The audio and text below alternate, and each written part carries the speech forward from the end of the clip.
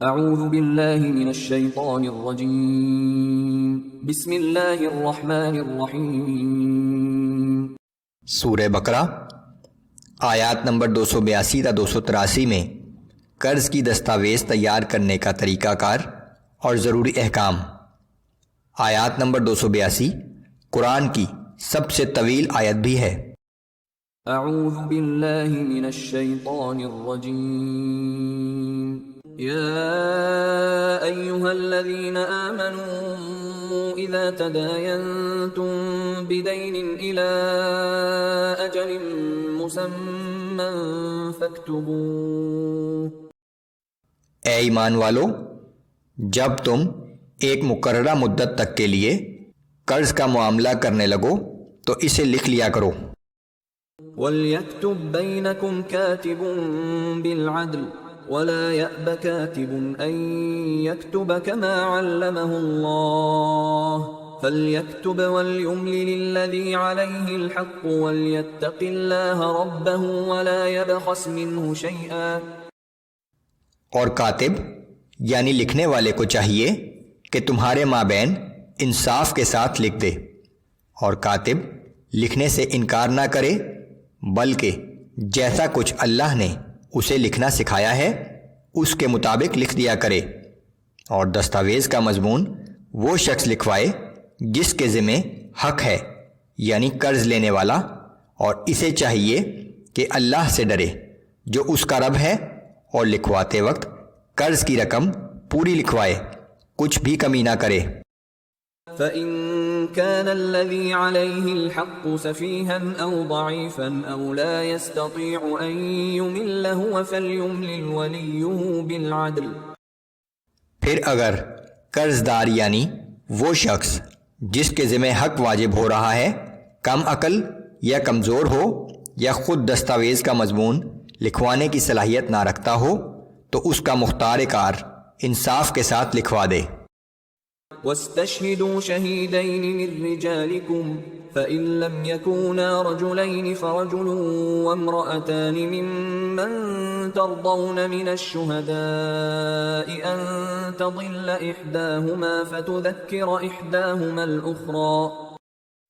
اور اپنے لوگوں میں سے دو مردوں کو گواہ بنا لیا کرو، پھر اگر دو مرد میسر نہ ہوں تو جن گواہوں کو تم قابل اطمینان سمجھ کر پسند کرو، ان میں سے ایک مرد اور دو عورتیں گواہ ہو جائیں، تاکہ ان دو عورتوں میں سے اگر ایک عورت بھول جائے تو دوسری اسے یاد کرا دے۔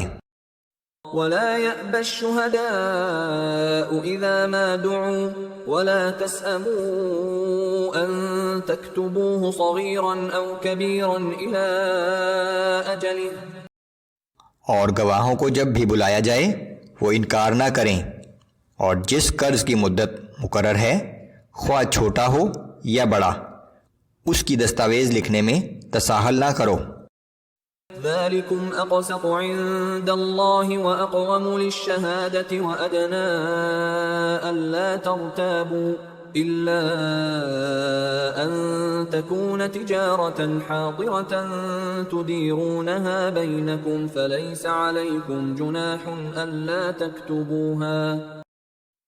یہ میعادی دستاویز تیار کر لینا اللہ کے نزدیک بہت انصاف کی بات ہے، اور گواہی کے لیے بہت درست ہے، اور یہ اس کے بھی قریب تر ہے کہ تم شک و شبہ میں مبتلا نہ ہو جاؤ۔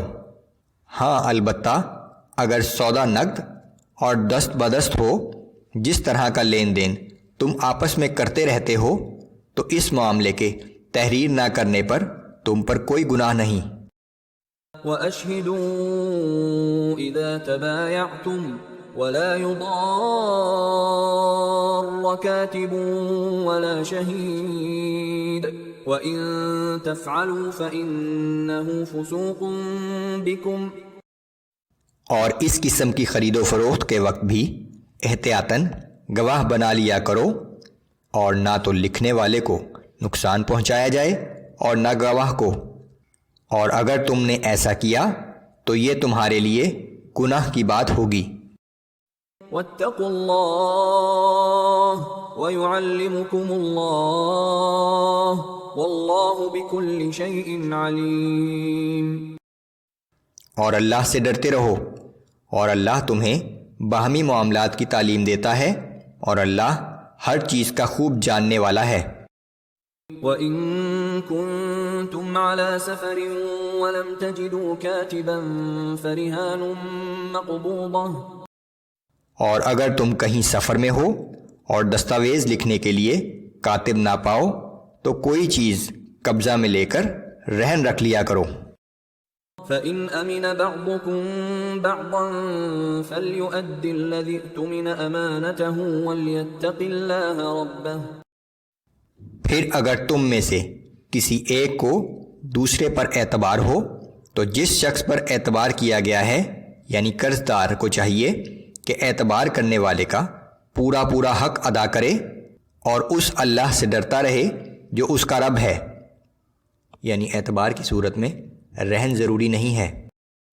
وَلَا تَكْتُمُوا الشَّهَادَةَ وَمَن يَكْتُمْهَا فَإِنَّهُ آثِمٌ قَلْبُهُ وَاللَّهُ بِمَا تَعْمَلُونَ عَلِيمٌ۔ اور تم گواہی کو چھپایا نہ کرو، اور جو شخص گواہی چھپائے گا تو یقیناً اس کا قلب مجرم ہوگا، اور جو کچھ تم کرتے ہو اللہ اس سب سے واقف ہے۔